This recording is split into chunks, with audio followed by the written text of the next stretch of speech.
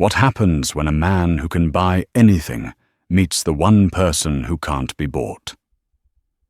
Alistair Vance was a titan of industry, a billionaire whose fury could bankrupt companies and shatter careers with a single word.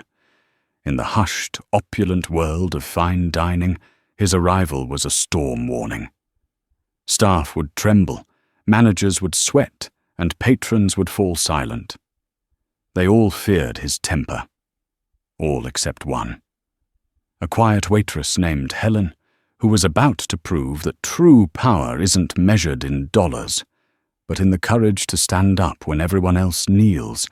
This is the story of how her quiet defiance cost him his rage and gave him back something he'd lost long ago: his humanity.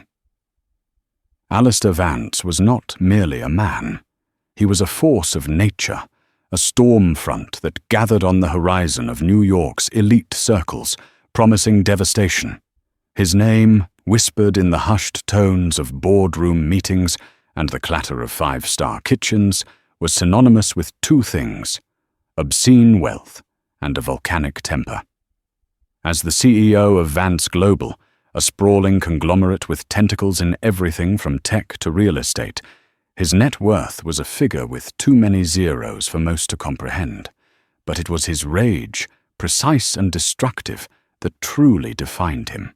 Men who managed billion-dollar hedge funds would physically shrink in his presence. Competitors would liquidate assets at the mere rumor of his interest. He was a predator, and the world was his hunting ground. His favorite feeding ground, however, was the Seraphine, an establishment so exclusive it didn't have a sign. Tucked away in a quiet Manhattan street, it was a sanctuary for the city's 1%, a place of muted lighting, velvet chairs, and hushed reverence for culinary art. For the staff, however, it was a gilded cage, and Alistair Vance was the lion who paced its perimeter. His visits were meticulously orchestrated rituals of terror. He demanded the same corner booth, one that offered a panoramic view of the dining room, allowing him to sit in judgment over all he surveyed. His order was always the same: a medium-rare porterhouse, pan-seared scallops, and a bottle of Chateau Margaux that cost more than a junior chef's monthly salary. And the execution had to be perfect. Not just good, not excellent, but flawless to a degree that bordered on the metaphysical. The slightest deviation was a declaration of war. A steak cooked 2 degrees past his preference, a wine decanted a minute too late, a water glass left unfilled for more than 30 seconds. Any of these minor sins would unleash a torrent of verbal abuse so scathing it could leave the most seasoned maitre d' weeping in the pantry. Careers had ended in that corner booth. Reputations had been immolated over a lukewarm consommé. The staff had a code for his impending arrival. The tempest is rolling in. Into this high-stakes theater of fear walked Helen Petrova. At 28, she was new to the Seraphine, but not to hardship. Her presence was a study in quiet contrast to the opulent surroundings. While the patrons shimmered with designer labels and inherited jewels, Helen wore her simple, tailored uniform with an air of dignified purpose. She had a calm stillness about her, a pair of observant hazel eyes that seemed to miss nothing, and a faint, almost imperceptible accent that hinted at origins far from the polished marble of Manhattan. She needed this job. Not for the glamour, which she found vaguely ridiculous, but for the tips. The tips were her lifeline, the financial bridge that supported her younger sister's university tuition and the mounting medical bills for her ailing mother. Every dollar she earned was earmarked for a life far removed from the decadent plates she carried. She'd worked in diners where the clatter of cutlery was a constant roar, and in bistros where the chefs screamed in 3 different languages. A stuffy room full of rich people didn't intimidate her. Her manager, a perpetually nervous man named Julian, had pulled her aside on her first day. His eyes, wide and fearful, darted around the empty dining room as if the walls themselves were spies. "Listen, Helen," he'd whispered, his voice hoarse. "There's someone you need to know about. Alistair Vance." He said the name as if it were a curse. "When he comes in, you do exactly what you are told. You do not speak unless spoken to. You anticipate his needs before he has them. His water glass must never be less than half full. His bread plate must be cleared of crumbs between courses. Do you understand? He is volatile." Helen had simply nodded. "I understand." "Treat him with respect." Julian had flinched. "Respect? No. You treat him with fear. It's the only language he understands." Tonight, the tempest was rolling in. The moment his reservation was confirmed, a palpable tension gripped the restaurant. The kitchen staff double-checked their stations, their usual boisterous energy replaced by a grim, focused silence. Julian paced the floor, wringing his hands and smoothing his already immaculate suit. The sommelier reviewed his notes on the 1982 Margot, as if studying for a final exam. When Alistair Vance arrived, it was as if the air itself grew thinner. He was a tall man, impeccably dressed in a bespoke suit that probably cost more than Helen's car. His silver hair was perfectly coiffed, but it was his eyes, the color of chips of ice, that commanded the room. They swept across the space with cold, dismissive appraisal. He was flanked by two younger associates, both of whom looked like they'd rather be facing a firing squad. "My table!" Vance growled, not as a question, but as a command. "Of course, Mr. Vance." "Right this way," Julian stammered, leading him to the corner booth like a nervous gazelle guiding a lion to its kill. The section had been assigned to a veteran waiter named Marcus, a man who had survived 6 years of Vance's tyranny. But tonight, fate had other plans. Just as the appetizers were due, Marcus's hands, slick with nervous sweat, slipped. A tray of delicate amuse-bouche crashed to the floor a dozen feet from Vance's table. The sound was like a gunshot in the silent room. Vance's head snapped up. His icy gaze locked onto the mess, then onto the mortified Marcus. Julian looked as if he was about to faint. "Get him out of my sight," Vance said, his voice dangerously low. Julian, pale as a sheet, practically dragged the trembling Marcus toward the kitchen. The section was now empty, an abandoned post in a war zone. No one moved. No one breathed. The two associates at Vance's table stared intently at their menus, as if they could become invisible by sheer force of will. Without a word, Helen picked up a fresh tray. She arranged the amuse-bouche with steady hands, grabbed a clean napkin, and walked toward the corner booth. A collective gasp seemed to ripple through the staff, watching from the shadows. It was her section now. She was walking into the lion's den. She approached the table with a calm, measured pace. "Good evening, gentlemen," she said, her voice clear and steady. She placed the small bites before them, her movements fluid and efficient. Alistair Vance watched her, his eyes narrowed. He hadn't dismissed her. He hadn't spoken. He was observing, waiting for a mistake. Helen met his gaze for a brief, professional moment, offered a small, polite nod, and retreated, melting back into the choreographed dance of the service staff, leaving the billionaire staring after her with a flicker of something unreadable in his cold, calculating eyes. The storm had been momentarily stayed, but everyone knew the night was far from over. The kitchen was a pressure cooker of hushed, frantic whispers. Marcus, the waiter Helen had replaced, was slumped on a stool, head in his hands, while Julian paced back and forth, muttering about profit margins and unemployment. The moment Helen pushed through the swinging doors, a dozen pairs of eyes swiveled to her. "Are you insane?" hissed a young busboy named Leo, his face pale. "No one takes Vance's table unless they're ordered to. It's a career death sentence." A more senior waitress, a woman named Claire, with weary lines etched around her eyes, pulled Helen aside. Claire had been at the Seraphine for a decade and had the emotional scars to prove it. "I know you're new," she said, her voice low and urgent. "So I'm going to tell you what Julian is too scared to. This isn't just about him being picky. He enjoys it. He likes to see people break." Claire recounted the legend of Chef Antoine, a culinary prodigy who had been the darling of the New York food scene. Vance had taken issue with the seasoning on a piece of halibut. He hadn't just complained.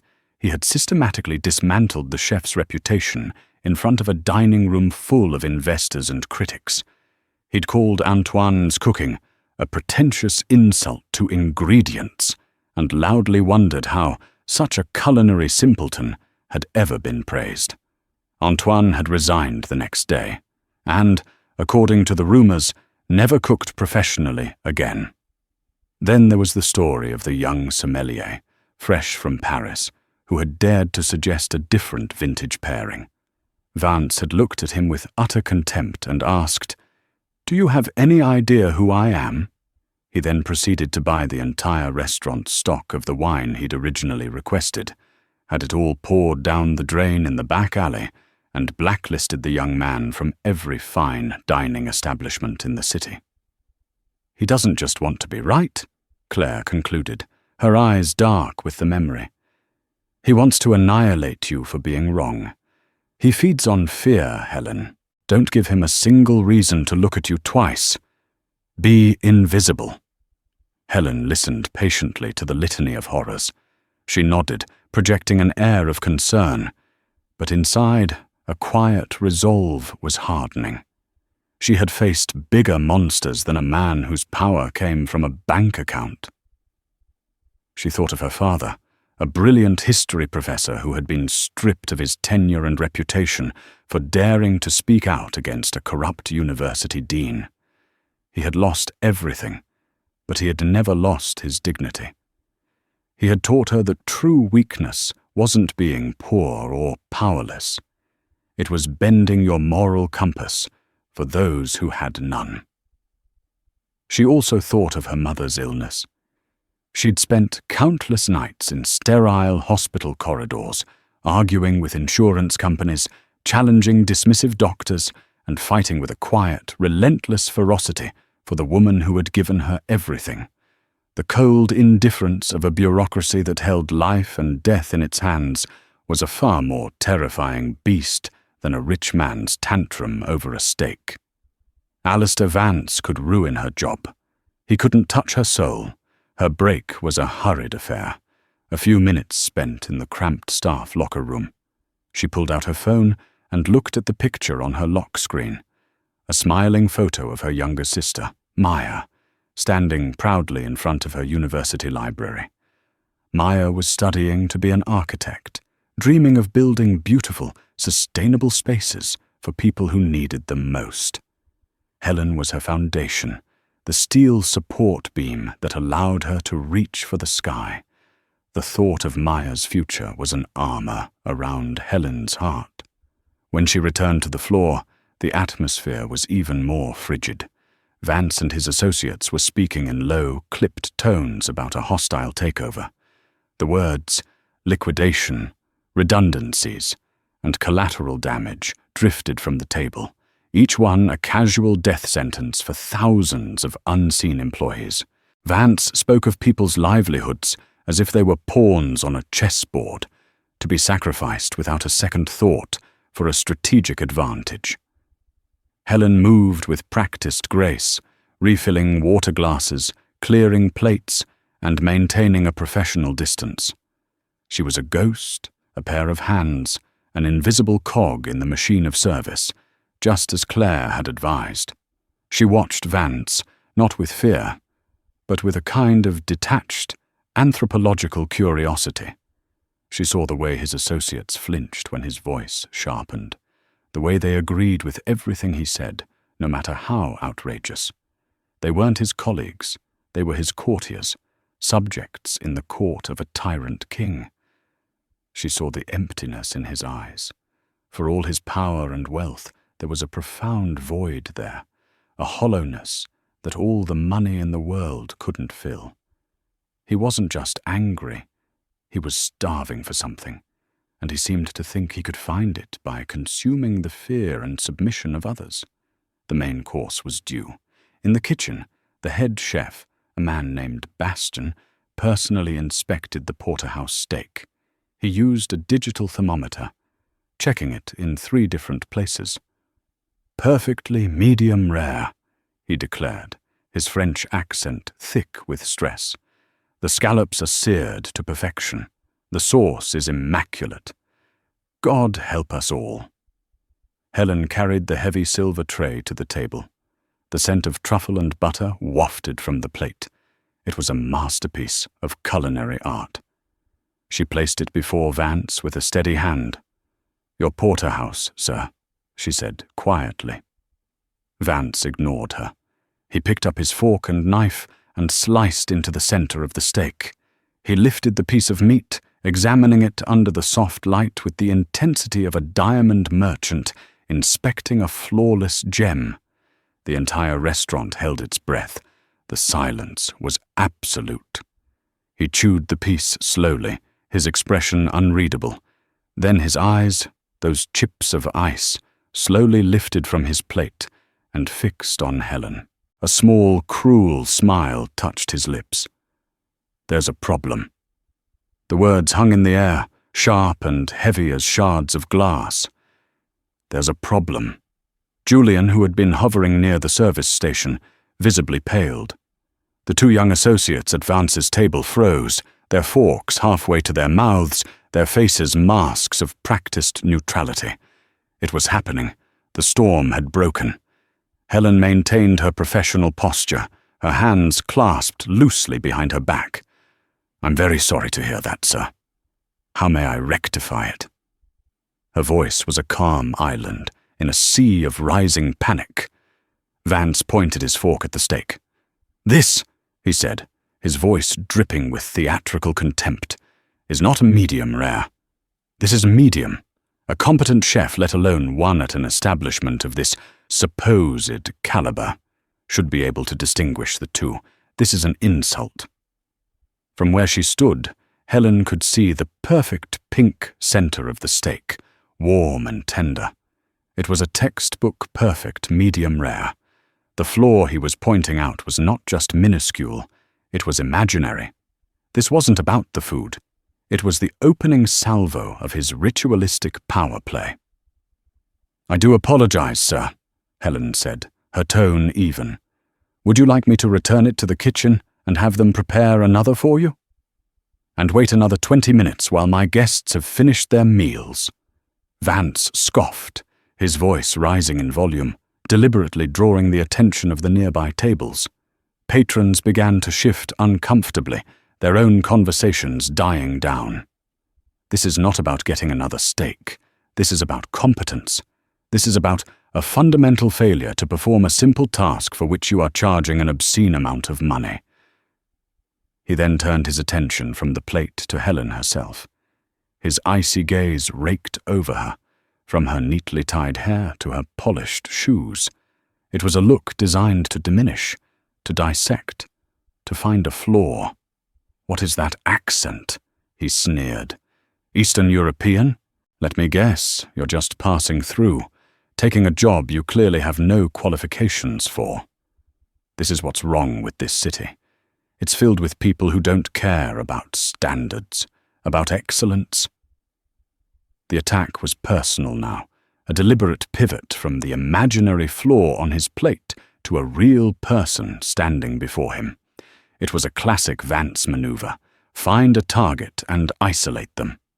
Helen felt a hot flash of anger, but she pushed it down, compressing it into a cold, hard resolve. She would not be his entertainment for the evening. Julian scurried over, his face slick with sweat. "Mr. Vance, my deepest apologies. I assure you, Helen is new. I will handle this personally. Your meal will, of course, be on the house. Everything. Vance waved a dismissive hand, not even bothering to look at the groveling manager. His eyes remained locked on Helen. I don't want it for free, he spat. I want it done right. But how can I expect perfection in the food when the service is so clearly substandard? He paused, letting the insult land. I want an apology. Not from him, he gestured vaguely in Julian's direction, but from you. I want you to apologize for your incompetence and for wasting my time. This was the crux of the ritual, the public humiliation. He wanted her to bow, to break, to validate his power by admitting her own worthlessness. He wanted her to feed his ego with her fear. The silence in the restaurant was now deafening. Every eye was on the corner booth, on the billionaire tyrant, and the lone waitress caught in his crosshairs. The staff watched from the shadows, their faces etched with a mixture of pity and terror.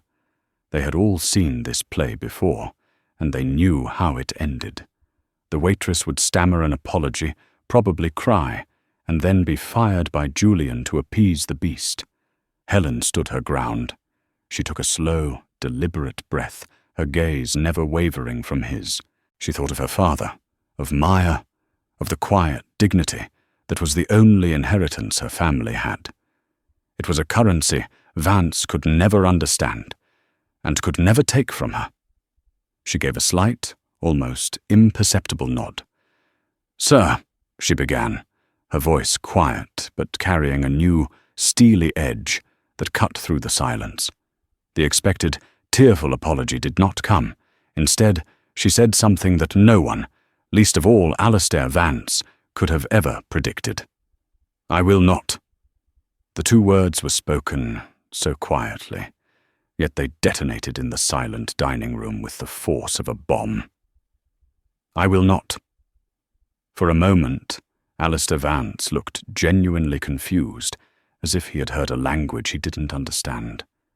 His entire world was built on a foundation of immediate and absolute compliance. The word no was not in his vocabulary, especially not from someone he considered to be little more than a piece of furniture. His confusion quickly curdled into a dark, simmering rage. The temperature around the table seemed to drop by 20 degrees. What did you just say to me? He asked, his voice a low, dangerous growl. His associates looked at Helen with sheer horror, as if she had just signed her own death warrant. Julian looked like he might actually collapse. Helen met his furious gaze without flinching. Her heart was hammering against her ribs, but her voice remained impossibly steady. You asked me to apologize for being incompetent, sir, she said, articulating each word with calm precision. I cannot do that. I have provided the best service I am capable of. The chef, who is one of the finest in this city, prepared your steak to the exact temperature you requested. To apologize would be to lie, and my integrity is not for sale.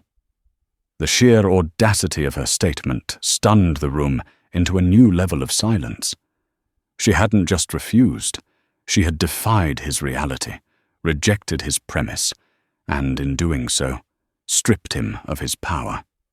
She wasn't playing his game. Vance's face flushed a deep, ugly red.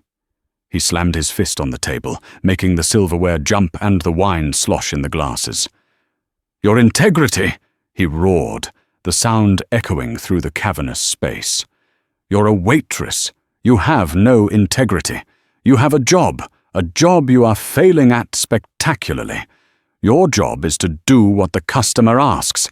Now apologize before I buy this entire pathetic restaurant and turn it into a parking garage, just to have the pleasure of firing you myself. The threat was monstrous, cartoonishly villainous, but everyone in the room knew he was capable of it. This was the moment where anyone else would have crumbled, where the sheer weight of his wealth and fury would have crushed them into submission. But Helen did not crumble. She stood a little taller. My job, Mr. Vance, she countered, her voice rising just enough to match his, "is to serve you food. It is not to serve your ego. I will happily bring you another steak, or anything else on the menu you might desire. I will ensure your water glass is never empty, and your every culinary need is met. But I will not be your entertainment. I will not be the object of your cruelty so you can feel powerful.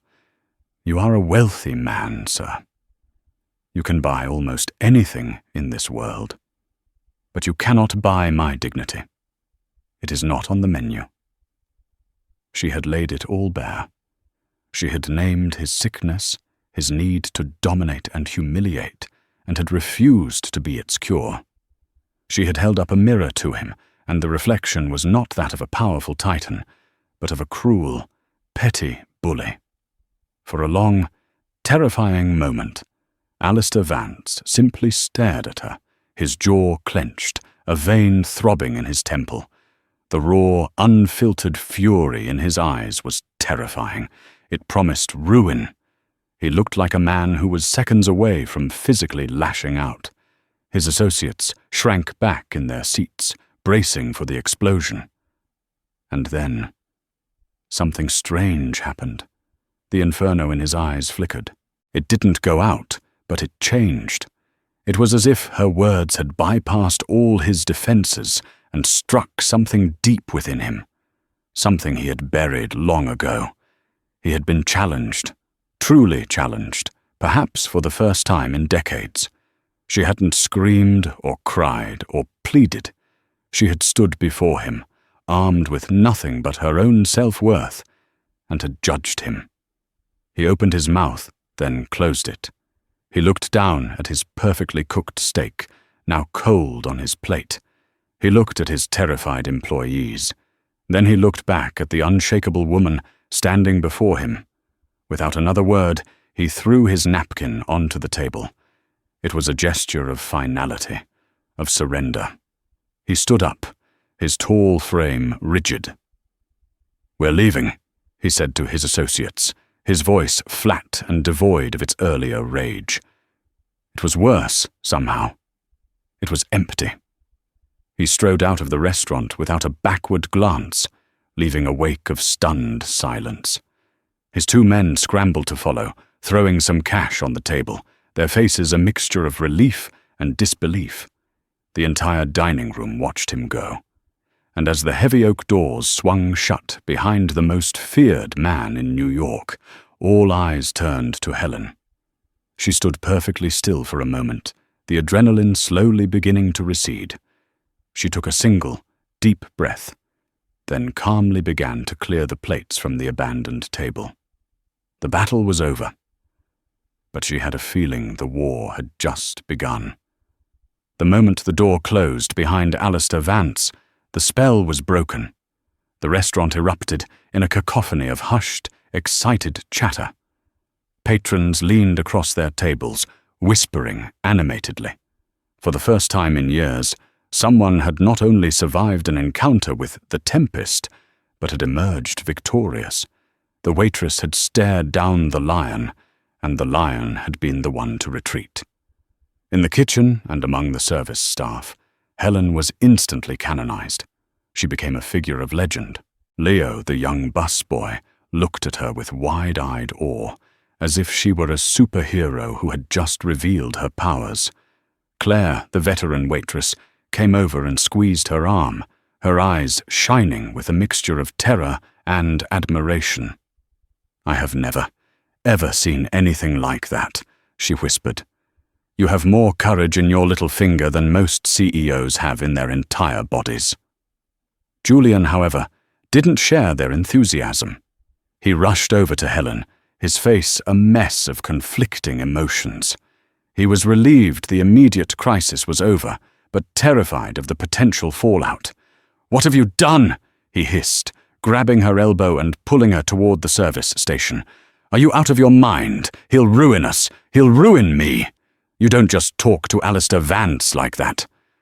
"I spoke to him like a human being," Helen replied calmly, pulling her arm free.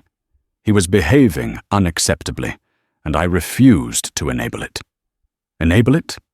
Our job is to enable it. He pays our salaries. Julian was nearly hyperventilating. You're fired, Helen. I'm sorry, I have to. Maybe if he finds out I fired you, he'll be satisfied. Maybe he won't come after the restaurant. Helen looked at him, not with anger, but with a kind of weary pity. She saw a man so trapped by fear that he had forgotten his own worth. You can't fire me, Julian, she said softly. Of course I can. I'm the manager. No, Helen said, shaking her head. You can't fire me because I quit. She untied her apron, folded it neatly, and placed it on the counter. She had known the moment she spoke that her time at the Seraphine was over. She couldn't work for a man like Julian, a man who would sacrifice his staff's dignity to appease a bully. She had enough money saved to cover a month or two of bills, and she would find another job. She always did. She walked to the locker room, collected her belongings, and left the restaurant without another word, leaving behind a manager in despair and a staff in awe. As she stepped out into the cool night air of Manhattan, she felt a sense of liberation. She had lost a job, but she had kept something far more valuable. Meanwhile, in the back of a silent, temperature-controlled limousine speeding through the city, Alistair Vance stared out at the blur of lights, his face an unreadable mask of stone. His two associates sat opposite him, rigid with tension, neither daring to speak. The silence was thick and suffocating. Vance was replaying the scene in his mind, over and over. Her words echoed in his head. You cannot buy my dignity. It is not on the menu. No one had spoken to him like that since his own father, a hard, unyielding man who had built the foundations of the Vance empire with grit and ruthless determination. Everyone else in his life, his employees, his board members, his ex-wives, his own children, had learned to placate him, to manage his moods, to give him what he wanted. They treated him not as a man, but as a dangerous force to be contained. This woman, this waitress, had treated him like a man who was behaving badly. She hadn't feared his power. She had seen past it, to the angry, empty core, and had refused to feed it. It was infuriating. It was baffling. And most unsettlingly, it was intriguing. He was used to people who wanted something from him.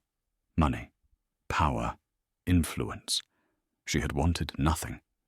She had, in fact, been willing to lose her job to deny him the one thing he demanded: submission. Who was this person? Where did such strength come from? He broke the silence, his voice startling his associates.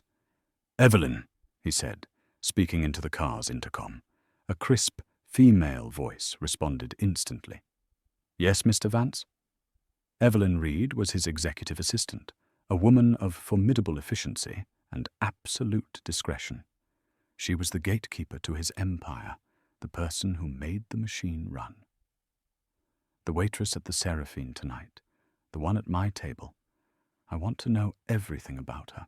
Of course, sir, Evelyn replied, her voice betraying no surprise. Her name? Vance paused. He realized with a jolt that he had never even asked for her name. He had seen her only as an obstacle, a target. I don't know, he said, a rare admission of ignorance. Dark hair, hazel eyes, an accent, maybe Russian or Polish. Find her. I want a complete file on my desk by morning. Education, work history, family, finances, everything. I want to know who the hell I was dealing with. It will be done, Mr. Vance, Evelyn said. Alistair Vance leaned back against the plush leather. He was a man who solved problems by acquiring, dismantling, or destroying them. He wasn't sure which category this waitress fell into yet, but he intended to find out. For the first time in a very long time, the world had presented him with a puzzle he couldn't immediately solve with money or intimidation. and Alistair Vance hated unsolved puzzles. By 7 a.m. the next morning, a sleek, encrypted file lay open on the 90th floor monitor of Alistair Vance's office. The view before him was a breathtaking panorama of the city waking up, but his attention was completely fixed on the words and images on the screen. The file was titled Elara Petrova. Evelyn Reed had, as always, been ruthlessly efficient. The biography that unfolded was not what he had expected. He had anticipated a story of simple, blue-collar defiance, perhaps a history of petty grievances against authority. The reality was far more complex and formidable. Helen Petrova was born in a small city outside of Warsaw, Poland. Her father, Dr. Janusz Petrov, was a respected professor of political philosophy, a dissident voice who had spoken out against the remnants of Soviet-era corruption in the new government. Her mother, Anya, was a nurse.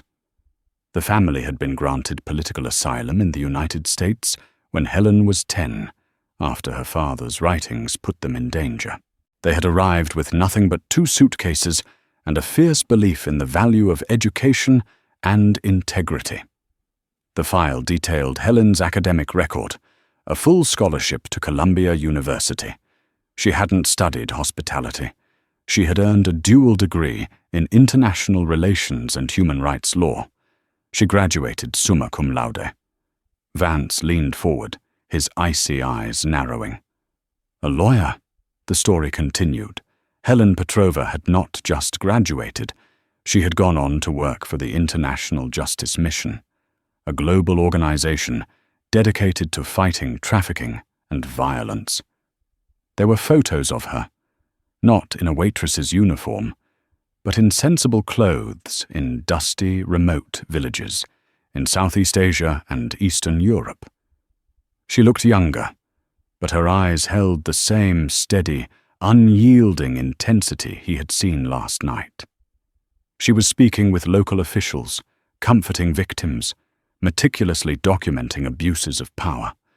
For 4 years, she had worked in the trenches of human suffering, fighting for people who had no voice against systems of overwhelming, often violent power.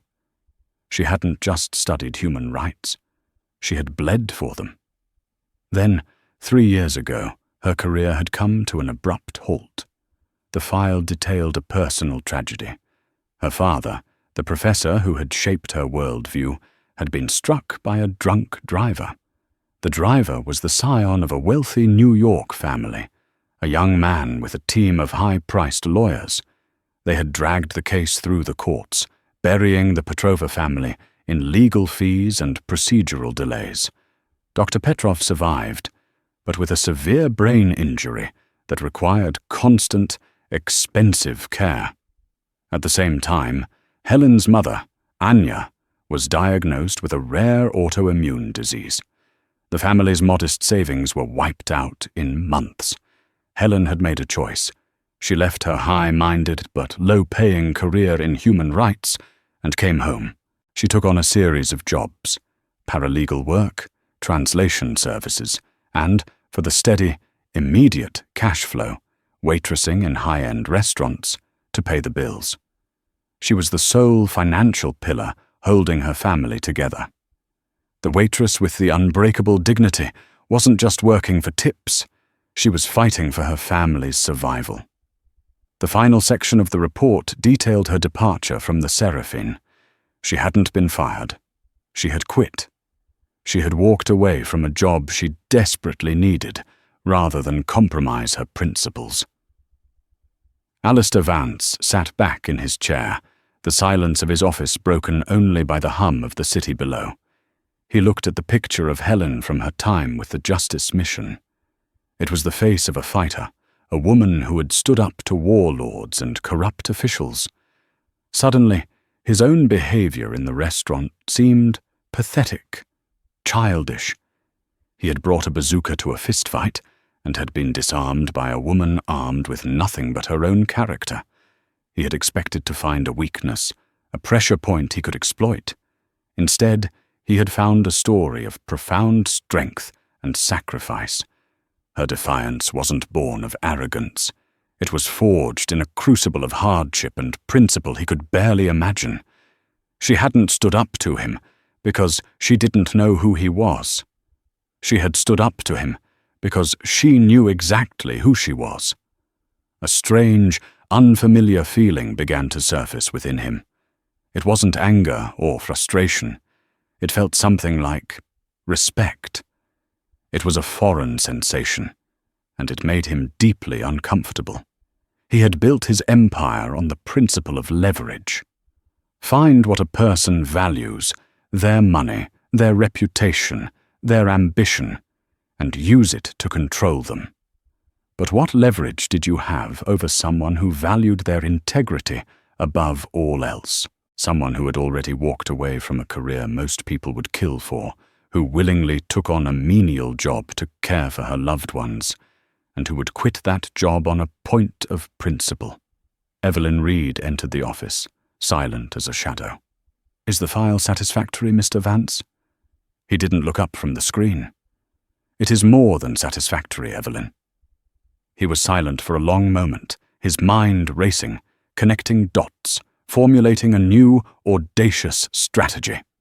His company, Vance Global, was currently mired in a brutal negotiation to acquire a sustainable energy firm in South America. The deal was being held up by a series of ethical complaints and local government opposition, led by a charismatic activist who was painting Vance Global as a corporate predator. His legal team was failing, their aggressive tactics only inflaming the situation. They were used to fighting with money and power, not with hearts and minds. They needed a different kind of weapon, a different kind of warrior. "Evelyn," he said, a new tone in his voice, "cancel my morning and find out where Helen Petrova lives. I'm going to pay her a visit." Helen lived in a modest fourth-floor walk-up in Astoria, Queens, a world away from the gilded penthouses of Manhattan. The neighborhood was a vibrant tapestry of cultures, sounds, and smells, a place where families had lived for generations. It was real. It was home.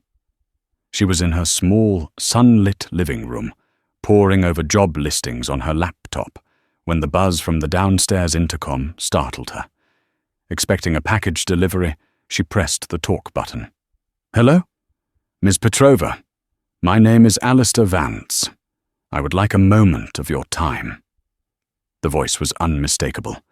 Helen froze, her mind racing. How had he found her? What did he want? Was he here to threaten her, to finish the fight he had started in the restaurant? Her protective instincts kicked in. She thought of her mother, resting in the back bedroom. "I have nothing to say to you, Mr. Vance," she said, her voice firm. "Please," he said. The word sounded unnatural, forced, as if he hadn't used it in years. "I am not here to argue. I am here to talk. I will wait for 5 minutes. If you don't come down, I will leave and you will not hear from me again." Curiosity warred with her caution. What could this man possibly want?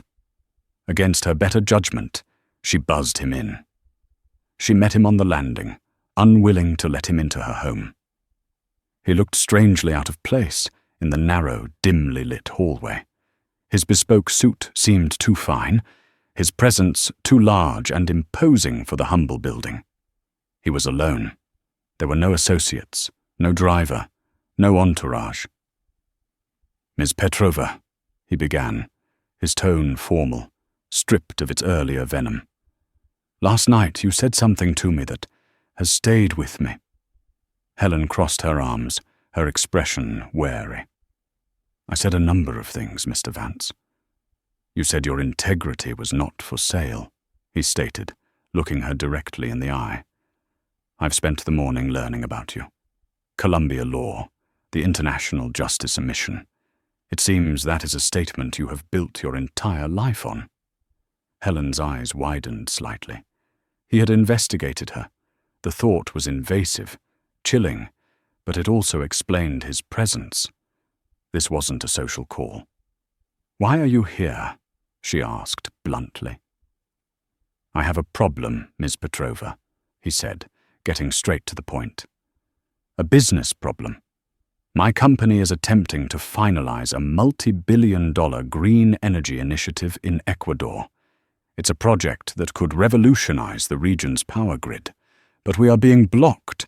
We're being painted as villains, as corporate imperialists. My lawyers, with their threats and injunctions, are only making things worse. They speak the language of power and money. The opposition speaks the language of morality and justice. And they are winning. He paused, letting the information sink in. I have read about your work. You know how to speak that language. You know how to negotiate with people who can't be bought, how to find common ground where none seems to exist. You know how to fight with integrity. Helen stared at him, bewildered. What are you proposing? I'm proposing a job, he said. Not as a waitress. I want you to join Vance Global as a consultant, specifically on this project. I want you to lead our negotiations on the ground in Ecuador. I want you to be the face and the moral compass of this initiative. Your job will be to ensure this deal is not only profitable but ethical, that the promises we make to the local communities are kept, that we are not the villains they believe us to be. The offer was so outlandish, so utterly unexpected, that Helen was speechless. The man who had tried to humiliate her for a living was now offering her a position of immense responsibility and power. Why? She finally managed to ask. Why me? You could hire anyone. Because I can't hire anyone, Vance retorted, a flicker of his old intensity returning. I can hire the best lawyers, the best PR firms, the best lobbyists. I have them all on my payroll. They all tell me what I want to hear. They all operate from a position of fear. You, Ms. Petrova, do not. You are the only person I've met in the last 20 years who wasn't afraid of me. Last night, I tried to bully you, and you refused to be bullied. That is precisely the quality I need right now. I need someone who will stand up to the opposition. But more importantly, he looked at her with a raw, startling honesty. I need someone who will stand up to me. He named a salary that made Helen's head spin. It was more money than she had ever dreamed of, enough to secure her mother's care for the rest of her life, to pay off Maya's tuition in a single stroke, to lift the crushing financial burden that had dictated her every choice for the last 3 years. It was a golden cage, a tempting trap. He was trying to buy her, the very thing she had told him he couldn't do. She saw the calculation in his eyes. He wasn't doing this out of the goodness of his heart. He saw her as a tool, a unique key to unlock a problem he couldn't solve. But within that, she saw an opportunity, a chance to do real good, to hold a titan like Alistair Vance accountable, to effect change from the inside. I have conditions, she said, her mind working quickly. Vance nodded. I expected you would. First, she said, I have final say on all community agreements and ethical protocols. Your legal team can advise, but my decision is binding. If you overrule me, I walk. Done, he said without hesitation. Second, a percentage of the project's profits will be reinvested into the local communities in the form of a trust, managed by a board that includes local leaders. This is non-negotiable. Vance thought for a moment, then nodded again. Acceptable.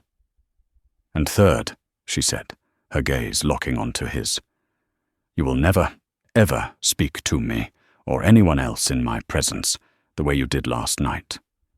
We will conduct our business with mutual respect. If you cross that line, the deal is off. This was the condition that truly mattered. This was not about the money or the power. It was about changing the man himself. Alistair Vance held her gaze for a long moment.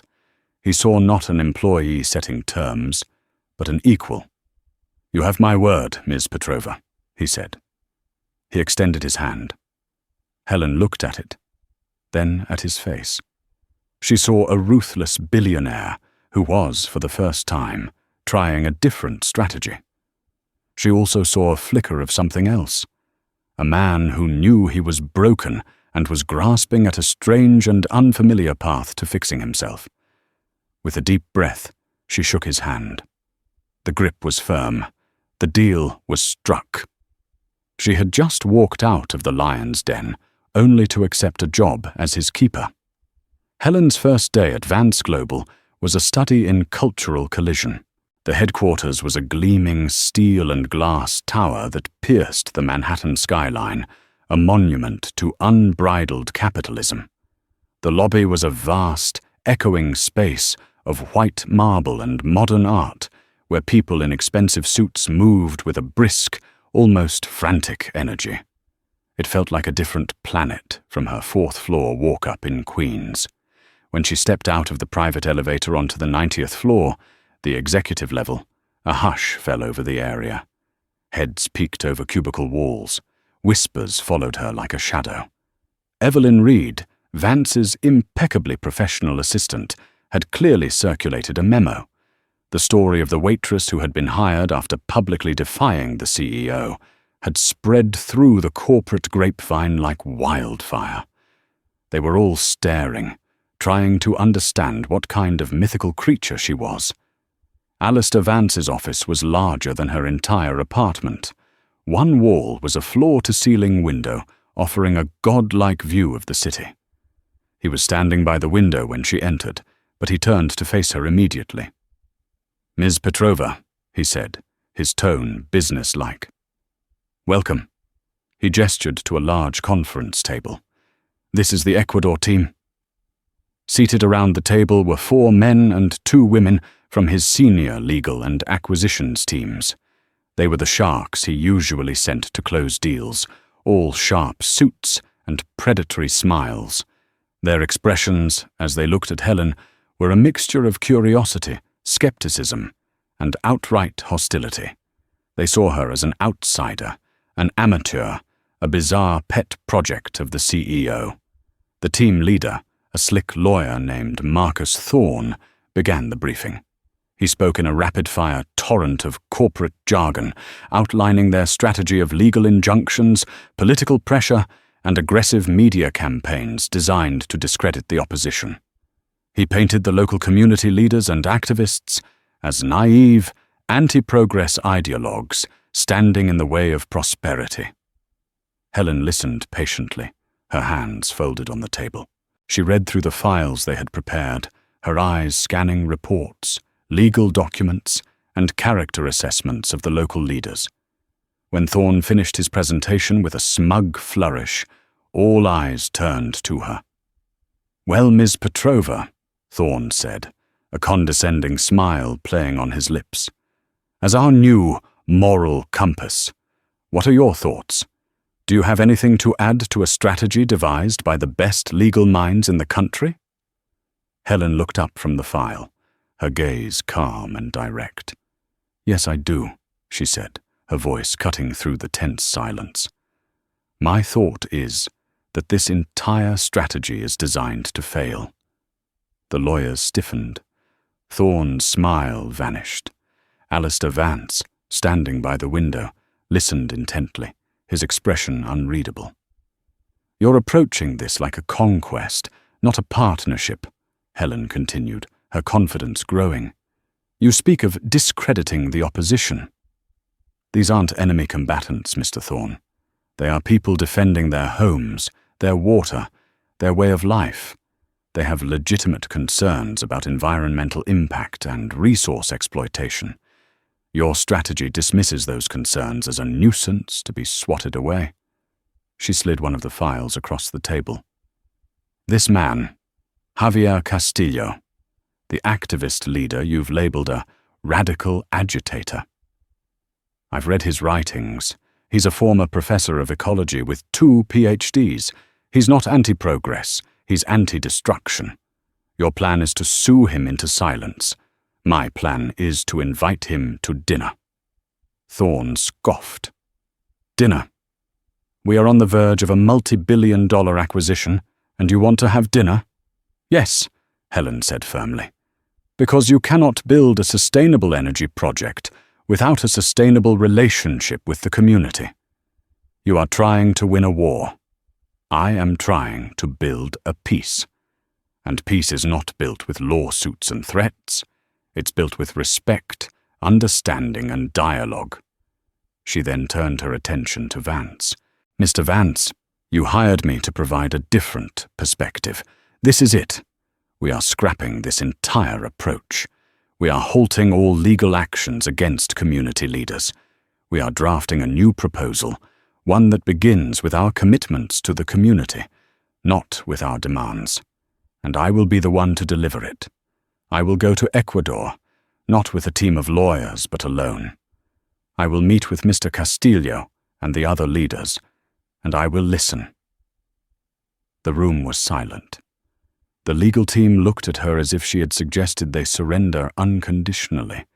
They all turned to look at Vance, expecting him to shut down this absurd, naive plan. Thorne looked particularly smug, confident that the boss would side with his time-tested, aggressive methods. Alistair Vance was quiet for a long moment. He walked from the window to the head of the table. He looked at the shocked faces of his legal team, then at Helen's determined expression. He had hired her to stand up to him, to be the voice he had been missing. Now was the first test. Would he revert to his old ways, or would he trust the very quality that had drawn him to her in the first place? "All right, Thorne," Vance said, his voice leaving no room for argument. "You heard her. Scrap it. All of it. Halt the legal actions. Ms. Petrova is now leading this project. Her strategy is our strategy. Your team will provide any support she requires, and you will follow her directives to the letter. Is that understood?" The shock on Marcus Thorne's face was profound. He had just been publicly overruled in favor of a former waitress. He nodded stiffly, his jaw tight with fury and humiliation. Helen felt a small, quiet victory. She had not only been given a seat at the table, she had been allowed to set the menu. As the dejected legal team filed out of the room, Vance walked over to her. "You're either brilliant or insane, Miss Petrova," he said, a hint of something that might have been a smile on his lips. "The line between the two is often a matter of perspective, Mr. Vance," she replied. "Go to Ecuador," he said. "Do it your way. Let's see if peace is more profitable than war." As Helen walked out of his office, she knew her journey was just beginning. The battle for the deal in Ecuador was one front, but the larger, more complex battle was for the soul of Alistair Vance and his empire. She had stood her ground in a restaurant. Now, she was standing her ground in the heart of a corporate machine, trying to change its direction, one conversation, one act of integrity at a time. The stakes were infinitely higher, and the entire world, starting with one small community in South America, was watching. She had faced down the billionaire's temper. Now, she had to teach him how to build something better with the pieces of the empire his rage had never been able to create. That day marked the beginning of a profound transformation, not just for Vance Global, but for Alistair Vance himself. Helen went to Ecuador and, through weeks of patient, respectful dialogue, she turned adversaries into partners. She didn't just close a deal, she built a covenant, ensuring the project enriched the community instead of exploiting it. She proved that empathy could be a greater asset than aggression, and integrity a more powerful currency than cash. Alistair, watching from afar, began to learn the lessons she taught with her actions. He slowly started to change, replacing his infamous temper with a newfound respect for the people his empire affected. The story of Helen Petrova became a quiet legend, a reminder that one person's courage can ripple outwards, silencing the roar of a tyrant and replacing it with the productive hum of progress and mutual respect. If this story inspired you, please take a moment to hit that like button and share it with someone who might need a reminder of their own strength. Don't forget to subscribe and turn on notifications so you won't miss our next story about the hidden power in ordinary people. What did you think of Helen's courage? Let us know in the comments below. We'd love to hear from you. Thank you for watching.